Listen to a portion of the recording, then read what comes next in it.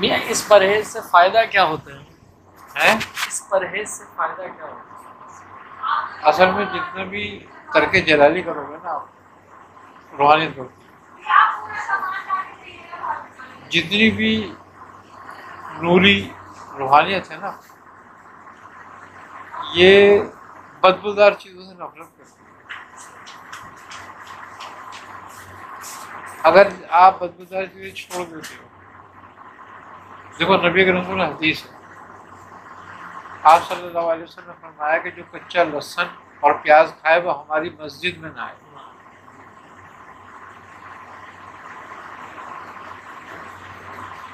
اب بولو تم، تو جتنی بھی سسند والی چیزیں ہیں نا ان سے ہی چڑھتی ہیں. جب آپ چھوڑ دیتے ہیں نا تو یہ ہر وقت آپ کے ساتھ رہنے لگتی ہیں، اور یہاں تک کہ آپ کے جسم میں صلاحیت کرنے لگتی ہیں چیزیں. ان چیزوں کا ایک اثر ہے، جس سے میگنیٹ کا ایک اثر ہوتا ہے نا مغناطیس کا. بظاہر کچھ نہیں ہوتا لیکن لوہے کو کیسے کھینچ لیتا ہے، کھینچتا ہے نا. اسی طریقے سے جب یہ آپ کے ساتھ ہوتی ہیں تو ان کا جو نور ہے نا وہ آپ کے جسم میں پیوست ہوتا ہے، جذب ہونے لگتا ہے. اور جب وہ جذب ہونے لگتا ہے تو آپ کی روحانیت ترقی کرتی ہے، بڑھتی ہے آگے، اور پھر یہ آپ سے مانوس ہوتے ہیں. آئی نا سمجھ میں بات؟ تو جب یہ آپ سے مانوس ہوتے ہیں تو آپ کے معاملات کو سیدھے کرتے ہیں، بہتر کرتے ہیں. پھر یہ عامل سے عامر بنا دیتے ہیں آدمی.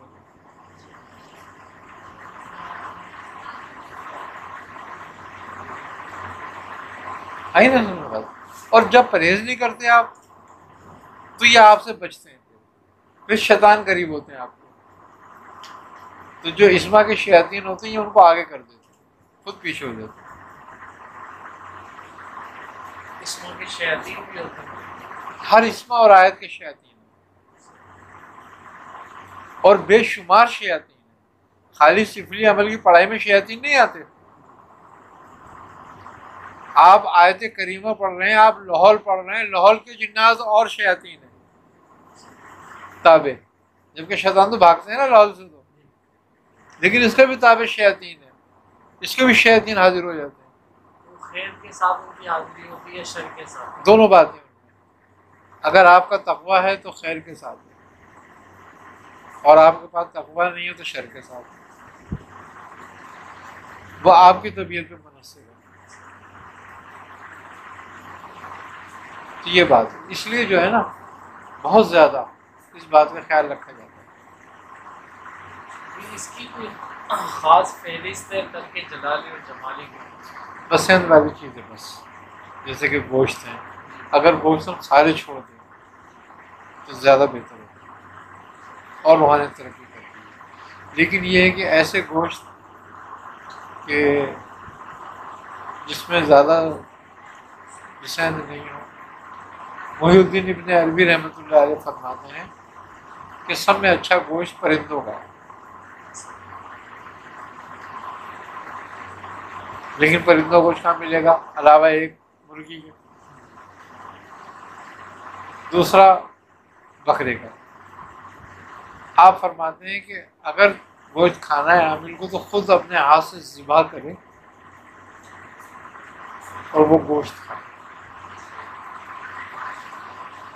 ٹھیک ہے؟ ہاں نہیں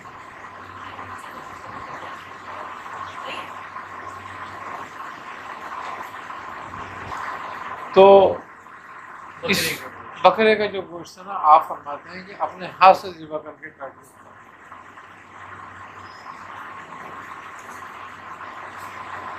جبکہ اہل چشت کے ہاں اور قادری سلسلے میں اگر دیکھا جائے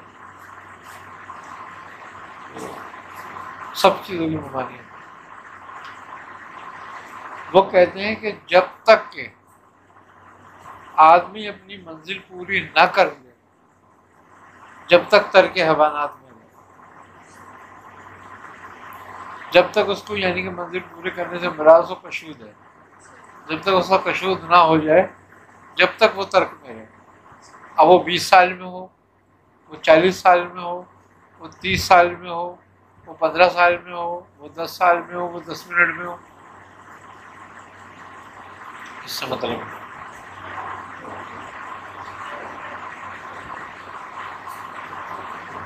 اور جمالی کی فہرست میں جمالی کی فہرست جو ہے بڑی صاف ہے. ہر وہ چیز جو جانور سے نکلتی ہے، جانور سے پیدا ہوتی ہے، وہ سب منع ہے. اب دودھ کہاں سے آتا ہے؟ دہی کھائے گا بنتا ہے. یعنی کہ وہ پانی بھی استعمال نہیں کر سکتے اس کنویں کا جس میں چمڑے کا ڈول ڈالا جاتا ہے.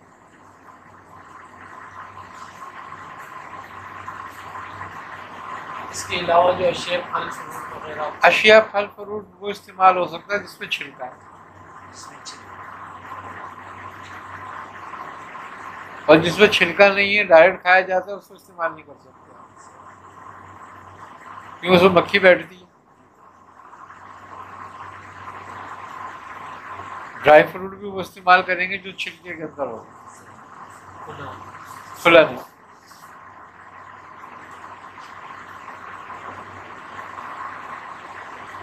تو اس میں بڑی قید ہے جمالی میں. جلالی میں نہیں ہے قید. جلالی میں صرف وہ چیزیں جو جلال کو ظاہر کرتی ہیں اس سے دور ہو جائے. اچھا، پھر اس کے بعد ہے ترک باللذات، یعنی کہ جس کھانے سے تمہیں لذت آئے اس کھانے کو ترک کر دو. اب بغیر لذت آدمی کیا کھائے گا؟ روٹی بھی کھاتا ہے اس میں بھی لذت ہی تو کھاتا ہے نا وہ. تو وہ کہتے ہیں روٹی کو چولائی کے ساگ کے ساتھ کھاؤ، وہ بہت کڑوا ہوتا ہے، وہ روٹی کی لذت کو توڑ دیتا ہے.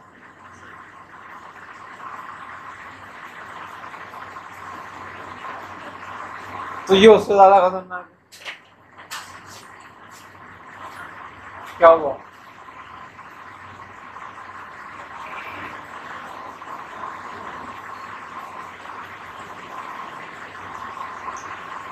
ترکیب لذات جو ہے نا وہ اس سے بھی زیادہ خطرناک ہو جاتا ہے. تو وہ جو ہے وہ عاملوں کی بس کا نہیں ہوتا. ہر آدمی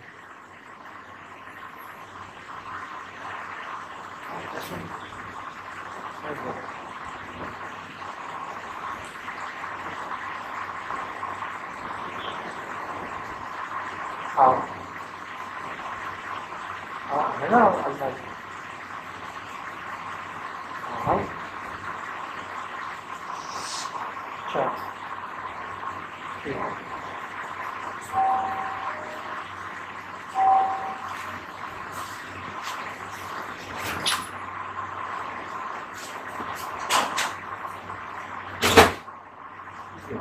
اچھا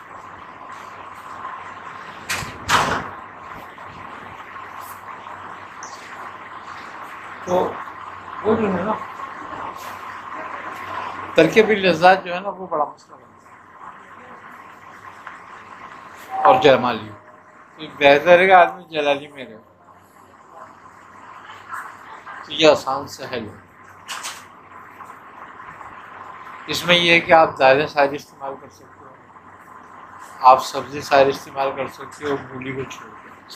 پیاز آپ استعمال کر سکتے ہو بھون کر. نبی کریم صلی اللہ علیہ وسلم نے فرمایا ہے کہ پیاز کو جب استعمال کرو تل کے کرو، بھون کے کرو. تو بھوننے سے اس کی سسن بدبو چلی جاتی ہے. اچھا، اسی طرح سے لہسن کو اگر بھون لیا جائے تو اس کی بھی بدبو چلی جاتی ہے. لیکن لہسن سے اوائڈ ہی کرتے ہیں.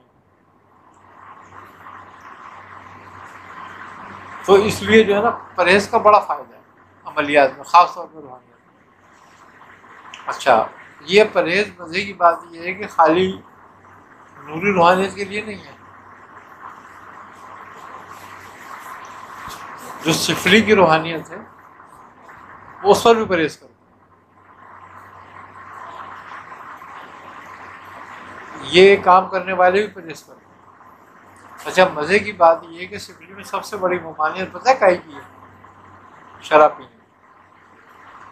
شراب نہیں پیے نہیں، بالکل نہیں۔ مشہور یہی ہے کہ جب تک شراب نہیں پی لیں عمل شروع نہیں ہوگا۔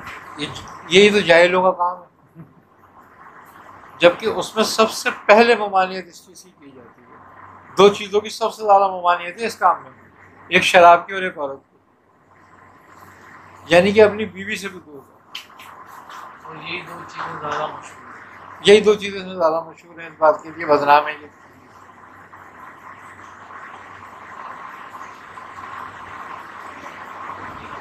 یہ ہم لوگوں نے بدنام کی، یہ بھنگیوں نے بدنام کیا، جو جن کو شوق ہے نا شراب پینے کا، مفت کی، وہ لوگوں سے بولتے ہیں کہ لاؤ شراب دو، یہ شراب سے چلے گی،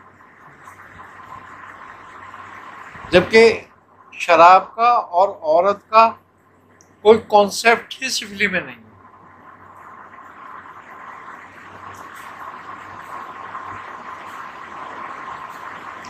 جتنے میں نے اس سفلی کے بڑے بڑے ماہر استاد دیکھے، ان سب کے زبانیں یہی بات سنی،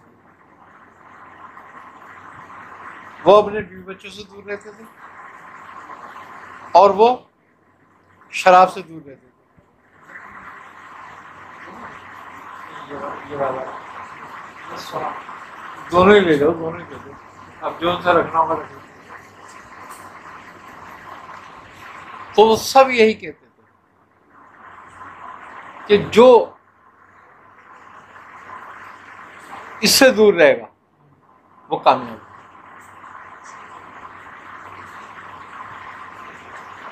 اچھا، وہ کہتے ہیں کہ جو شراب کا استعمال کرتے ہیں اس میں ان کی روحانیت انتہائی کمزور ہوتی ہے اور وہ مارے بھی جاتے ہیں انہی کے ہاتھوں۔ اچھا، ان میں سے کوئی بھی چیز شراب نہیں لیتی،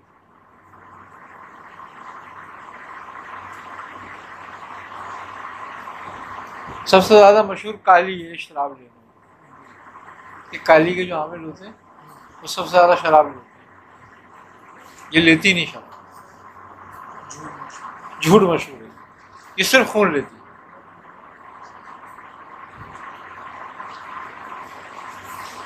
انسان کا یا جانور کا؟ جانوروں کا، بکرے کا خاص طور پہ، یا مرغے کا، کالے بکرے کا یا کالے مرغے کا خون چاہیے۔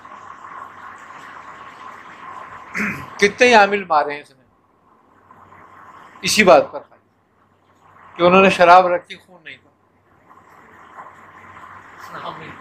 عامل کو مار دیا۔